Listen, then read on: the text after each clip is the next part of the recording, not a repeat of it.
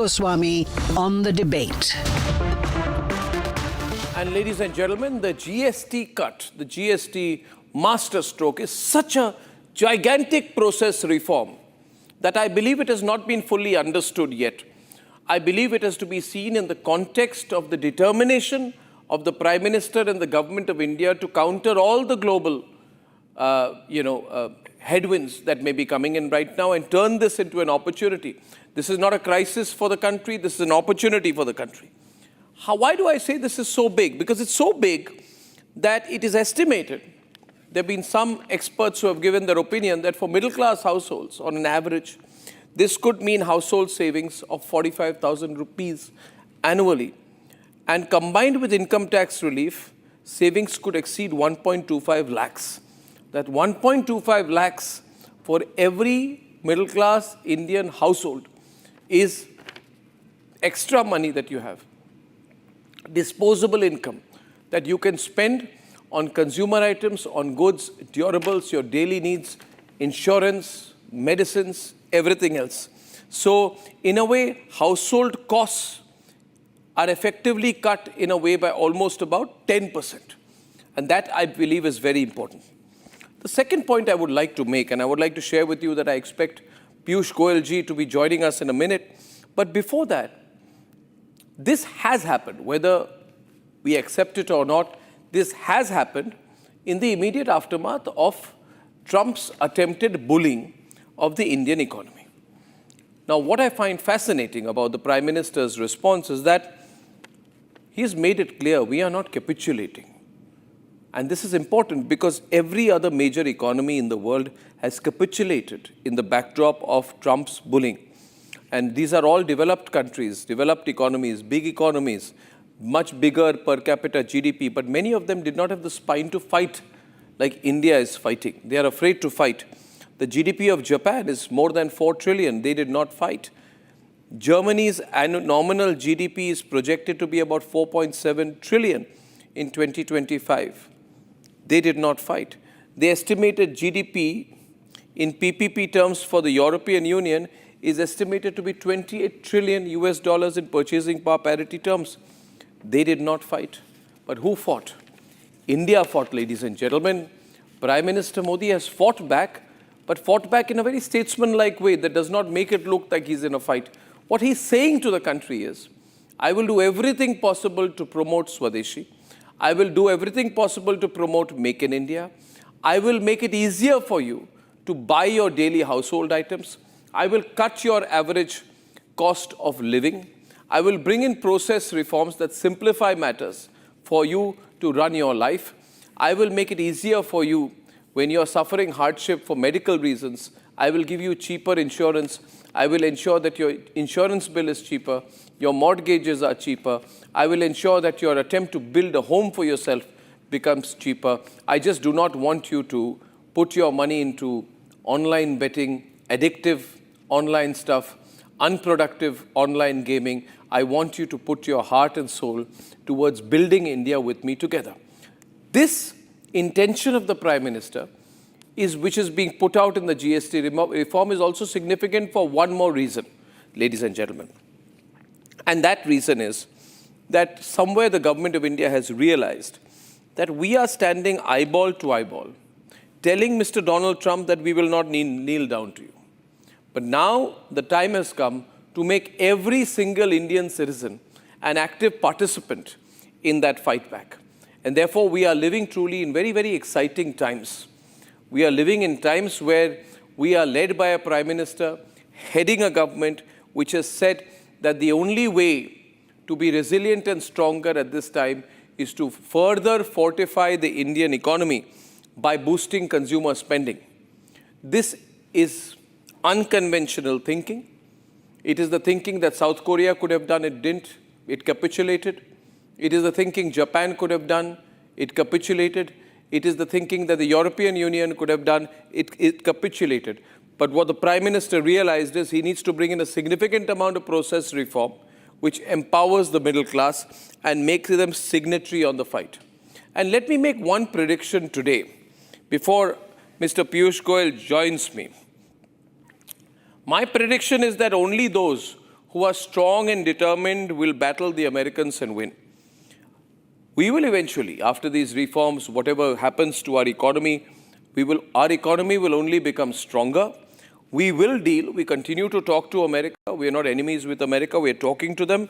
But Americans will also realize right now that there is such deep strategic thinking of the Prime Minister of India, of the government of India, that eventually they will deal with India on our terms. That is why I'm always saying this tonight, that do not look at the GST reforms or the GST cuts in isolation. I'm asking all the viewers, and I have millions of people watching us tonight, and I'll just take 30 more seconds before I introduce Mr. Piyush Goyal. In fact, I can have him on air because, I'm very privileged that he is live with us tonight.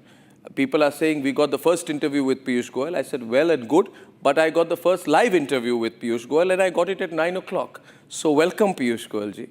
It's good to see you. We don't see each other as often as we used to when you were in Mumbai and I was in Mumbai, but you're a busy man, you're a headline maker, but you're really dynamic. Now you're in the Lok Sabha, and I'm meeting you on a very happy day. I was just saying, Mr. Piyush Goyal, before I come with my first question to you, I was just summarizing what I was saying to all our viewers, that the viewers must understand that the Prime Minister is a deep thinker, and everything that he's doing is interconnected. If he's saying stop online betting, stop all this money going into online gambling, he wants that money to be used productively. And similarly, he's saying don't buy gutka, don't be an alcoholic, don't eat carbonated food. I'm going to make that a sinful item. He's saying don't buy a yacht, put that money you would buy into a yacht into something that will be more productive and less leisureful. So I have always believed, Mr. Goyal, and I can start with on that prism with you, that there's always a deep strategic vision behind the economic policy of the Prime Minister, which is often not understood. Sometimes the responses to it are very shallow. Since you work so closely with him, would you like to respond to that and put this whole reform in perspective for us? Mr. Goyal.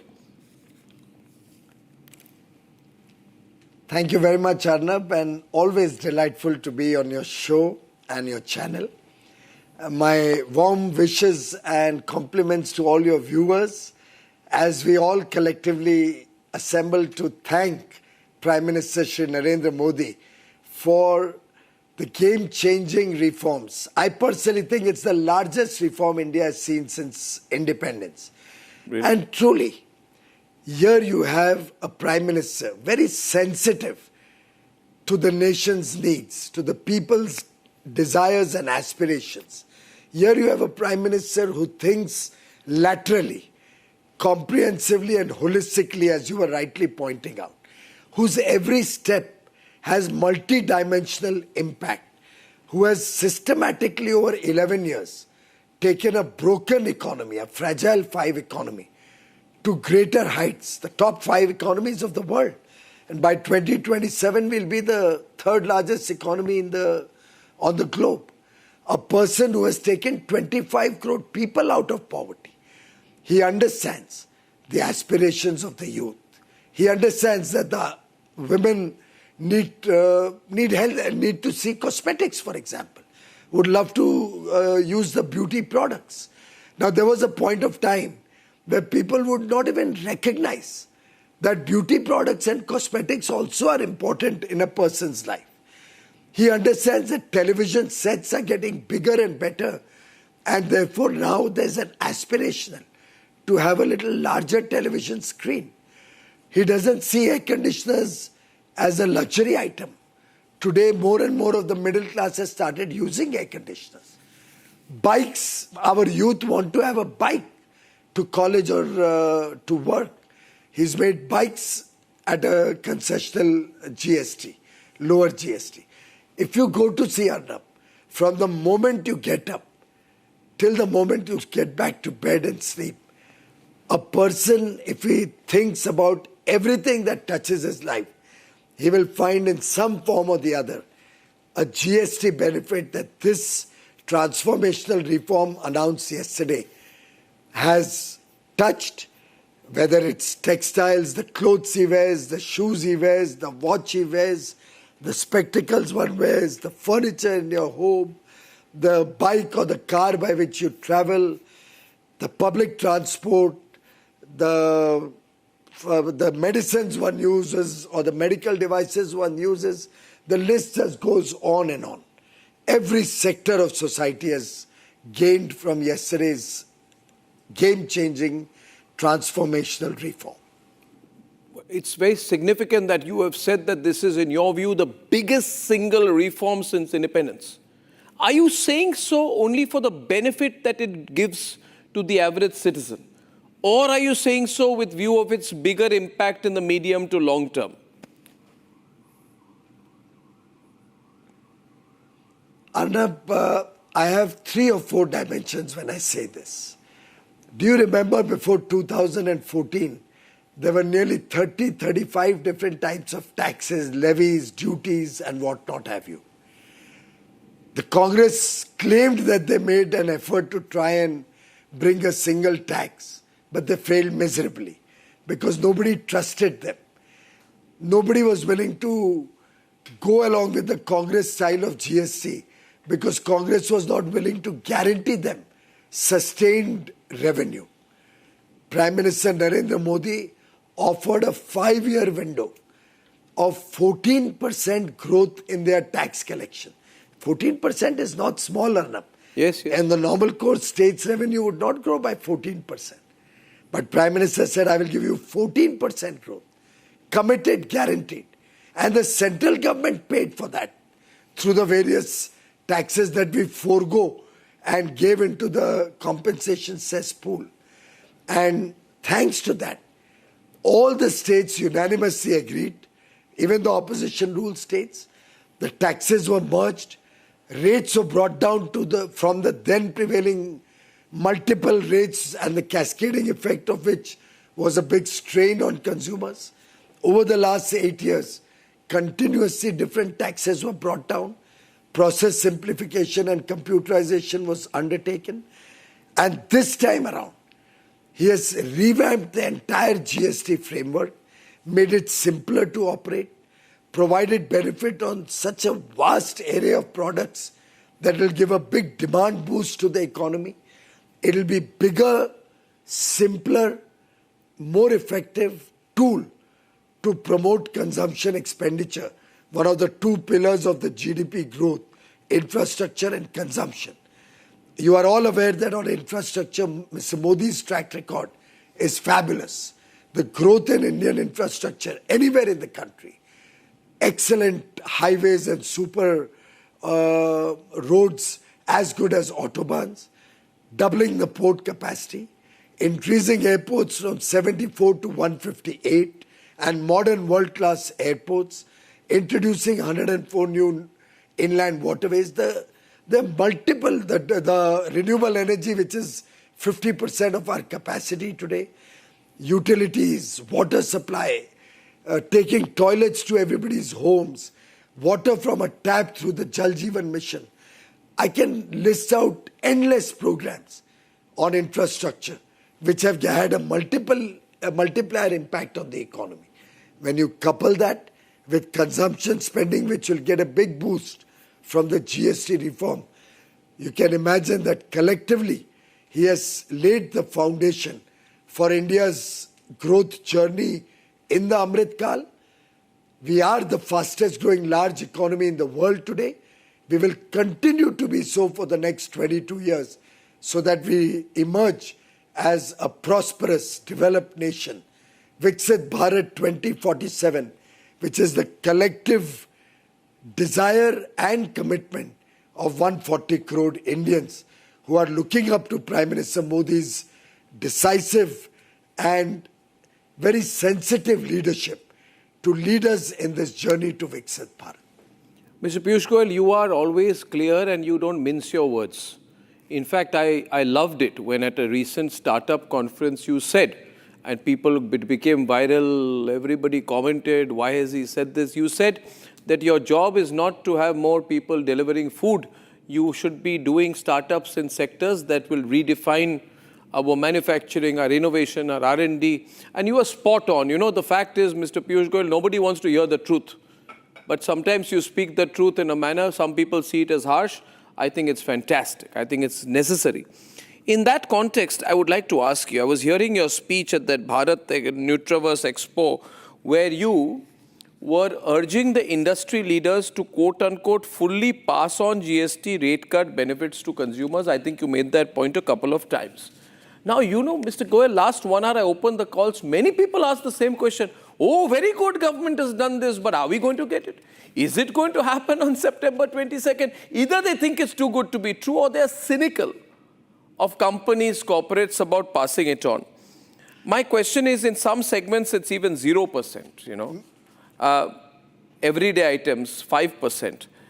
What enforcement mechanisms will have to be there to ensure full compliance and immediate compliance from 22nd September? While, Arnabji, while of course the law provides for mechanisms to ensure that profiteering is not done out of these rate cuts, but Prime Minister Modi's model of working is very different. He believes in trust. He trusts the people of India, the business persons of India, the traders, the industry participants, just as 140 crore Indians trust Prime Minister Modi. You may recall Jan Vishwas. Through the Jan Vishwas bill last year, he liberalized so many laws, decriminalized them. He said, I trust the people of India don't want to do wrong. And if they make a small mistake, we should not be threatening them with jail. Now we've come out with Jan Vishwas Bill 2, where another 355 provisions are being decriminalized. And he's not satisfied. He's given me a target of 1,000 more, of which 500 we have already identified and are in interministerial and stakeholder consultations. So the idea is that we trust the people of India. And we've had conversations with different industry sectors and captains of industry, big and small. They have all assured us that this entire benefit will be passed on to consumers because it is in their own interest. Ultimately, lower prices will lead to higher demand. Higher demand increases your business volumes, brings economies of scale, helps you improve your productivity and efficiency, helps you become more competitive and cost conscious. With that, you become competitive in world markets. So not only the domestic, then you can look at exports. So again, it's a multifarious, multi-dimensional thinking. Mr. Piyush Goyal, you know, when the BJP first came to power, I take you back to the time when you gave up all your corporate career, joined politics full time. The middle class of India supported you in a big way. The middle class believed in you and still believes in you. At times, sometimes the middle class has felt that, you know, the government could have done more. I believe this particular step today has removed all those apprehensions, I think, for the middle class people in this country, because the Prime Minister has taken this cause of the middle class from the front. As much as you can share, can you give any insider story on how the Prime Minister views the role of the middle class, how he looks at the middle class? You know, the middle class of this country, which has truly believed in the Prime Minister's vision, has been very happy about this move. But can you tell me the Prime Minister's personal thinking about the middle class? You know, because he's not often talking about it as much as he speaks about the economically deprived classes, but you would know him, his approach. Can you share something with us? See, my Honorable Prime Minister Shri Narendra Modi is a very balanced thinker and doer. Obviously, unless we have inclusive growth and the poorer sections of society, the marginalized sections, come up in life and get into the middle class, the country cannot prosper. For a nation like India to prosper, we have to take people out of poverty, and we are really proud of our Prime Minister, who has taken 25 crore people, a record unheard of in the world anywhere, out of poverty in such a short span of time. They have also come into the middle class. But throughout his tenure, if you look back, you will find that he has had a very sympathetic and very balanced approach towards the middle class. Often, it was not recognized as much as it should have been. If you look back on the 11-year track record, every single opportunity he got, he has focused on trying to upgrade the life of the middle class people. After all, when he gives 60 crore people the benefit of Ayushman Bharat, the free healthcare, obviously the country doesn't have so many poor people.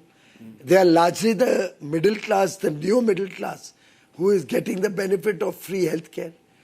When he provides social security through various pension schemes, where he gives the armed forces one rank, one pension, which was a demand for years. And Arnab, you were at the forefront of that. Absolutely. Sir. That was one of the first steps taken by Prime Minister Modi in 2014. It was the middle class who benefited from that. When he introduced standard deduction again, which was withdrawn years ago, it was the middle class that he had in mind. Prime Minister has always taken care of the middle class. In earlier years, we had a very broken economy that we had inherited from the Congress.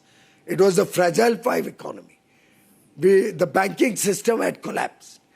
The foreign exchange reserves were low. Inflation was super high. Growth was abysmally low. In that situation, he had to prioritize. And despite that, he continued to care both for the poor and the middle class. He has taken the poor into the middle class, and his entire vision is to empower our middle class, who contributes the most to economic growth. Amazing. So that the entire nation, the 140 crore Indians, rise in life. And we give them a good quality of future, good quality of life in the future. Every child born in India should see prosperity, good quality education, good quality healthcare, good quality infrastructure, quality housing, 24 hours electricity, water coming into his home, a toilet in his home, cooking gas connection. After all the cooking gas connections mostly went to the middle class. All the poor coming into the middle class are enjoying the fruits of all the work that Prime Minister Modi has done. So the middle class is central to his vision to take the country forward by 2047, growing from a $4 trillion economy to a $30 trillion economy, $35 trillion economy. And in that, today 140 crore Indians have resolved that we will buy Swadeshi goods. We'll support each other. We'll support domestic industry. And I think that is the strength of India's middle class. Congress, which you mentioned, is a very funny party. They agreed to GST in Parliament, and then they called it Gabbar Singh tax. And today, the whole day, every Congress leader from Chidambaram to everyone is calling TV cameras saying, I am the author, I am the inspiration, I am the reason this change happened. They're claiming authorship. No, they're trying to claim authorship for this. You know that. They're trying to claim authorship. Well, आपने Sheikh chilli की कहानी सुनी है ना जी वो ख्वाब दिखाते रहे प्रधानमंत्री मोदी काम करते रहे अरे वाह वो स्कीम्स ड्रॉप करते रहे लेकिन प्रधानमंत्री मोदी जी ने धरातल पर जनता की सेवा की वो लोग करप्शन में लिप्त रहे चाहे कोलगेट हो 2G टेलीकॉम स्कैम हो कॉमनवेल्थ गेम्स हो 40,000 रुपए का टिश्यू पेपर लिया जाता था और उन्होंने किसी को नहीं छोड़ा अंतरिक्ष को भी नहीं छोड़ा लेकिन प्रधानमंत्री मोदी जी ने बेदाग 11 वर्ष जनता की सेवा की और आखिर जब हम भ्रष्टाचार से मुक्ति दिलाते हैं तो वो एडिशनल रेवेन्यू भी तो देश के खाते में देश के खजाने में जाता है और उसी से तो देश का विकास और गति लेता है जी नहीं वो तो है I'm not doubting that. I don't take the Congress seriously on this. I just said it. But point is also, Piyush Goyal, you know, I have been trying to catch you for a very long time, you know.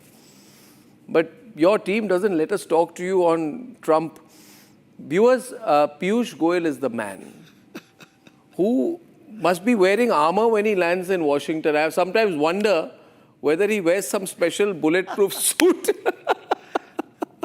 Do you wear a special bulletproof suit when you go to negotiate with the Americans? Huh? You must be having something. Oh God! How are you doing this, by the way? I mean, Arnab, I can tell you, Arnab, we have good relations with the Americans. We have good relations with our counterparts, the Commerce Secretary or the US Trade Representative. We are negotiating in good faith. There will be occasional disturbances as we go along, but I can assure you the US and India are friends, they are strategic partners, we are allies. They trust and like Prime Minister Narendra Modi, and I'm sure the misunderstandings, if any, or the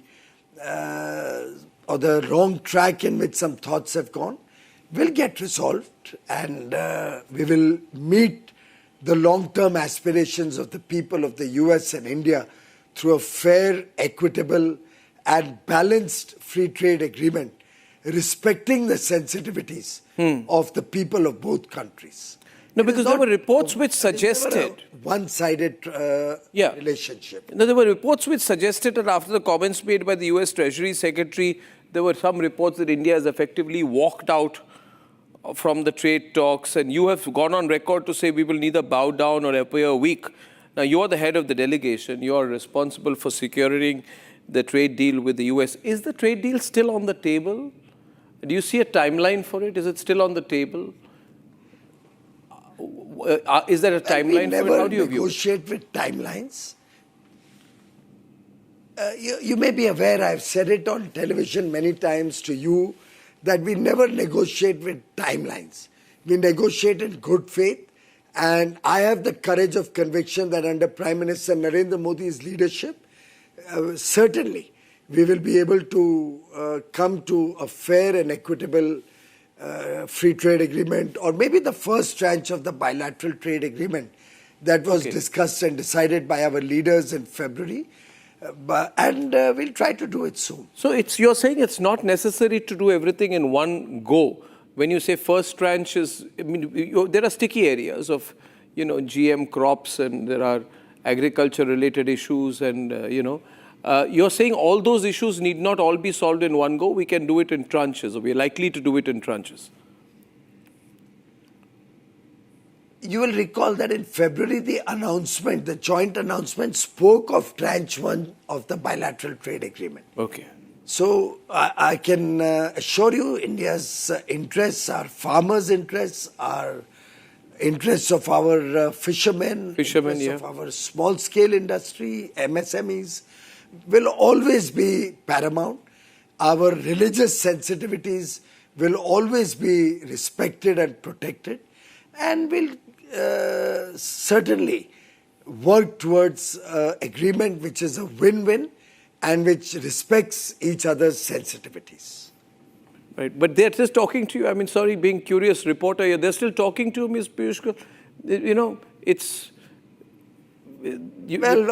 all negotiations happen in the closed room, not through the media. How I would like to be a fly on the wall. You wear a suit or something? I mean, just sorry, a lighter question. What happens when you go in these circumstances? Is it war? Are you having it out? Do you have a coffee with each other after that? Do you talk normally? How is it happening? I mean, not at all. No, not at all. We have very friendly relations, and I am very comfortable with my counterparts. Right. We have very frank and healthy discussions. Do you feel like when you see a statement from Mr. Navarro, do you also feel like giving it back? You always very controlled with your words and expressions. You never got into a war of words. Have you heard? Have you ever heard me say anything like that? No. Anytime? Never. In all these years I've known you, never. So I think we have. This is a very consequential, strategic relationship. Yes. And we respect this relationship. Last question to you, sir. Just last question to you. And by the way, we just had a tweet from the Prime Minister, I'm sure you are more than aware, where he said that, he's had a great chat with the EU and looking forward to concluding a EU trade deal very, very soon. Can you throw any light on that? Because this conversation that has happened must have happened in the backdrop of almost a lot of work being done. Certainly, the EU and India are engaged in very intense negotiations and discussions. Yes. My Commerce Secretary was in Brussels only Monday, Tuesday. Yes. Their team comes down next week for negotiation round. The Trade Commissioner Maros Sharkovich will be in India from 11th onwards.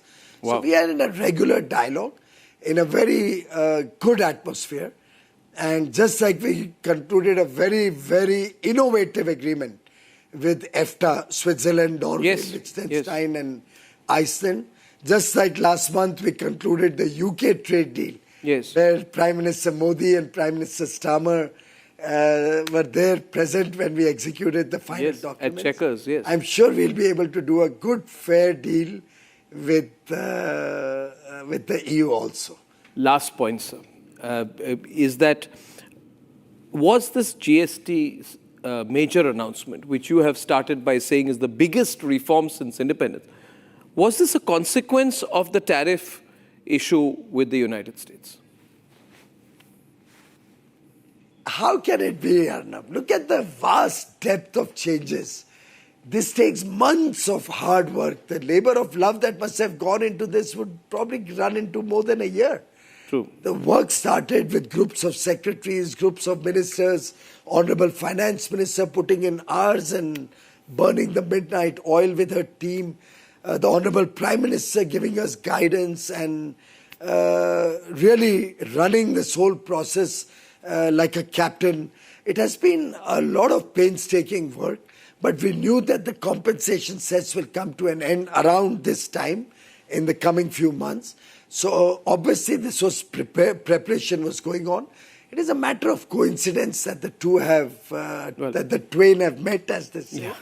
Well, our effort is to promote domestic demand. Our effort is to help our consumers. And the larger message is of Swadeshi, that the sweat and toil of our Indian people, the products of India made on Indian soil, देश की मिट्टी में बना हुआ, भारत के खून पसीने से बना हुआ सामान ज़्यादा से ज़्यादा बिके, लोगों के घरों में पहुँचे. And I find that today 140 crore Indians are very passionate about buying Indian. That's true. Be Indian, buy Indian. That's true. Story is really catching on like wildfire. Yes. And I request you to run a campaign on Republic, which is Bharat's channel. Yes. Run a campaign on Swadeshi and ensure that every child born in this country gets prosperity, with each of us supporting each other by buying Swadeshi goods in the future.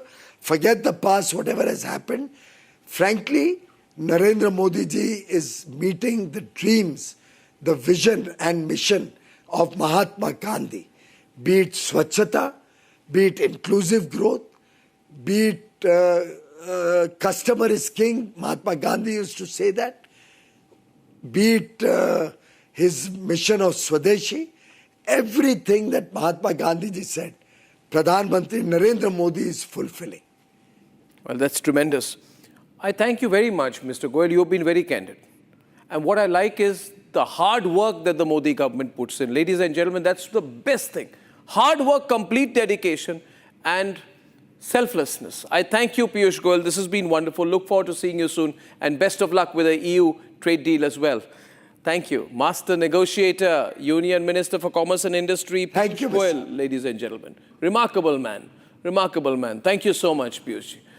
Let's open the debate. I see